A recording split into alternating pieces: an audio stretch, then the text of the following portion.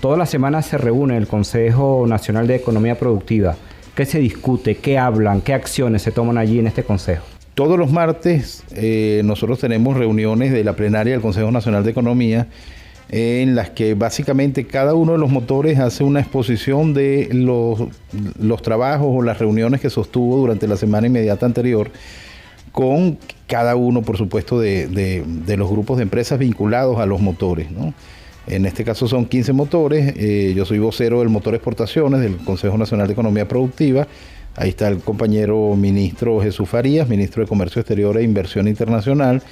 Y bueno, considero que hemos hecho un trabajo bastante positivo en pro de la exportación de los rubros venezolanos que han tenido mucha aceptación en los mercados internacionales. Sobre todo, Omar, aquellos rubros en los que la materia prima venezolana está presente y que esa materia prima, por supuesto, es manufacturada en el país, es procesada en el país, dándole valor agregado, y ya con valor agregado el producto terminado es exportado a distintos mercados. Estos son algunos rubros o algunos sectores o algunas industrias que obviamente tienen alguna ventaja con respecto al resto de las industrias, incluso exportadoras, ¿no? Pero hemos tratado de priorizar y diferenciar entre lo que es el comercio y lo que es la producción, que es muy importante. Bueno, sí, porque un error que sin duda alguna tenemos que reconocer que hubo en Venezuela durante la Cuarta República, y no hay que esconder también parte de la Quinta, era que se descuidó un poco el sector productor y se le dio como más importancia al comercio. Correcto. Cuando realmente se necesita una producción eficiente en el país, que es lo que están haciendo ustedes ahora, están llevando los productos hechos en Venezuela al mundo. ¿Cómo ha sido esa experiencia, esa ganancia económica, tanto para ustedes como empresarios, como para el país como nación? Y bueno, hemos ido tomando medidas para simplificar el proceso, para desburocratizarlo, para tratar de hacerlo ágil, de hacerlo amigable. Incluso nos ha costado, desde el punto de vista cultural, una vez dado esos pasos importantes de simplificar todo el tema de la exportación, explicarle a muchas industrias que ya no es como antes y que exportar no es tan complicado, que no es tan difícil, porque un poco se quedó en el chip, por llamarlo de algún modo, de muchos industriales o de muchos empresarios, bueno, las dificultades que en otrora tuvieron para exportar. Y yo creo que el país debe buscar, por la vía de la diversificación de nuestra economía, nuevas fuentes de ingreso de divisas. Y esas nuevas fuentes de ingreso de divisas no deben venir por otras vías, sino por motores como el motor turismo, por ejemplo, el motor exportador. Son motores que pueden ayudar al país de alguna manera en aumentar esos niveles de ingreso. En el año 2006, Omar y amigos usuarios y usuarias, en el año 2006 Venezuela exportó un volumen de dólares equivalente al 25% de lo que fue el ingreso de la nación en ese momento. ¿Hacia dónde apunta ahora el sector exportador para crear divisas? ¿Cuánto le queda al empresario? ¿Cuánto tienen que entregar al Estado? El sector exportador está regido por el denominado convenio cambiario número 34 del Banco Central de Venezuela. Ese convenio cambiario 34 anunció recientemente, hace unos días, el presidente de la República, que cambia un poco la correlación y ahora el exportador puede hacer uso o administrar el 80% de las divisas que autogenere y reportarle al Estado, es decir, al Banco Central de Venezuela, el otro 20% de las divisas. Esto es muy positivo porque de alguna manera lo que crea es independencia. Las empresas, por supuesto, con esa entrada de divisas que tienen, deben reinvertirlo en su propio sector productivo para aumentar las capacidades de producción. Y a corto y mediano plazo eso impacta positivamente tanto en el mercado interno como en el aumento de las exportaciones. La parte cultural, por lo menos el sector que usted representa de granito y mármol, cuando uno iba a un establecimiento, por lo general le cobraban más caro el granito importado, porque era mejor. Y resulta que el mejor granito es el hecho en Venezuela. Es correcto. Explíquenos un poco a los usuarios que nos escuchan a través de Radio Nacional de Venezuela, ¿por qué eso de la cultura de que lo importado es mejor y lo nacional no? Nosotros el año pasado estuvimos en varias ferias internacionales. La primera en el mes de enero del 2016 en Xiamen, en China, ¿no? posteriormente en Moscú, en Expuestón, después en la Feria de Verona, en la Feria de Carrara y por último en la Feria de Madrid, que se denomina Piedra, que fue en el mes de noviembre. En 4 de estas 5 ferias el granito venezolano fue catalogado el mejor del mundo. ¿Cómo clasifican que un granito es bueno o es mejor o no?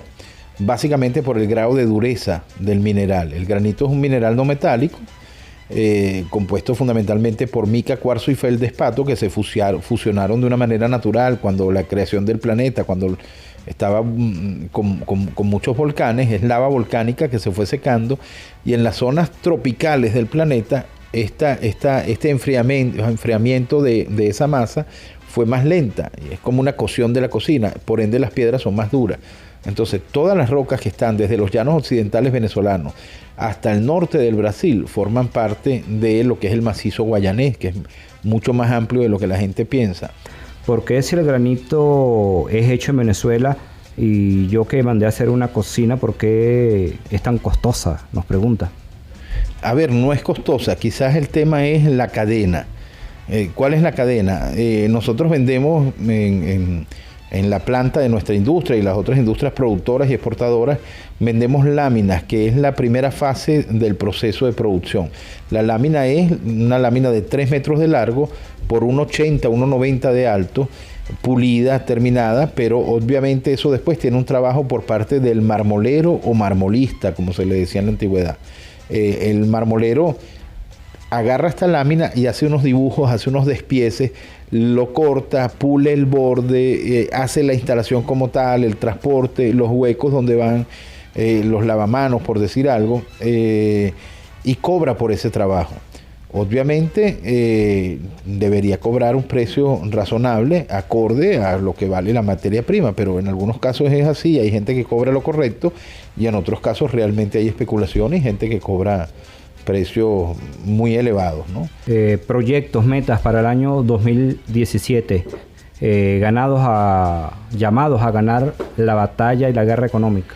Proyectos inmediatos del sector granitero, entrar en mercados como el mercado polaco, que es muy interesante para algunos colores de granito venezolano, el mercado de Canadá también, y estamos incursionando de igual modo en el mercado de Colombia con bastante fuerza, y en el mercado de Manaos, del norte del Brasil, que es un mercado súper interesante de casi 30 millones de habitantes, equivalente a la población venezolana actual.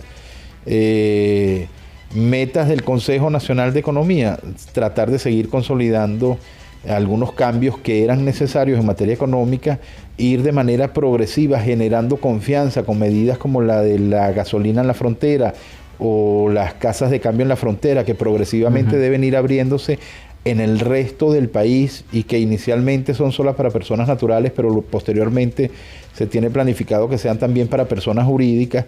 Todas estas son medidas que generan confianza, ir despenalizando de manera lenta y progresiva el uso de la divisa, porque todos los países pues dependen de la divisa, promocionar con mayor fuerza lo que son las microexportaciones. Hay países, y te ponía fuera de micrófonos el ejemplo como Perú, que tienen experiencias interesantes, y el mismo Brasil en las microexportaciones, donde pequeños productores de distintos rubros logran exportar a varios mercados a través incluso de los servicios de courier tradicionales que hay de transporte, y el Estado les da la posibilidad de administrar ellos sus propias divisas. Quisiera su opinión. El presidente Maduro propuso a Ricardo Sanguino como presidente del Banco Central de Venezuela. Correcto. Su opinión. Yo creo que hay que darle un voto de confianza.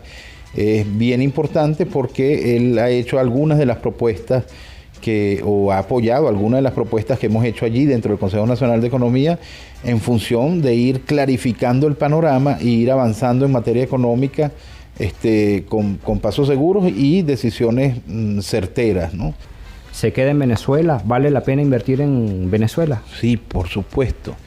Venezuela es el país de nuestros viejos, de nuestros abuelos, de la gente que luchó, y no solo por respeto a ellos, por respeto más abajo a nuestros hijos, a nuestros nietos. Este es el país en el que debemos creer, el país que amamos, el país que debemos tratar de sembrar acá y pensar en algo que yo comentaba, que Es importante que los negocios sean rentables, obviamente, tanto para el Estado como para el privado, pero hay una ganancia que va más allá del tema monetario, que es una ganancia ética y moral de saber que uno lo está haciendo bien y que lo está haciendo para ellos, para los niños, para los carajitos que vienen, para la nueva generación.